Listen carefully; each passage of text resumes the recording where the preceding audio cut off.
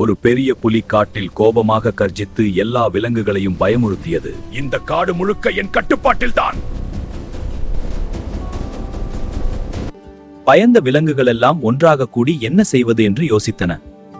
இந்த புலியிடம் இருந்து நம்மை யார் காப்பாற்றுவார்கள்? அப்போது ஒரு சிறிய ஆமை தைரியமாக புலியிடம் செல்ல முடிவு செய்தது. புலியே, நான் உன்னுடன் பேச வேண்டும் என்று வந்தேன். சிறிய ஆமை, என் நிறுத்த வருகிறாயா? புலி இன்னும் கோபமாக இருந்தது. புலியே, நீ வலிமையானவன். ஆனால் எல்லோரையும் பயமுறுத்தினால் நண்பர்கள் யாரும் இருக்க மாட்டார்கள். கோபம் உன் உண்மையான இயல்பு அல்ல நண்பனே. ஆமையின் புத்திசாலித்தனமான வார்த்தைகள் புலியின் மனதை மாற்றின. மன்னிக்கவும் நண்பர்களே, இனிமேல் நான் உங்களை காப்பாற்றுவேன்.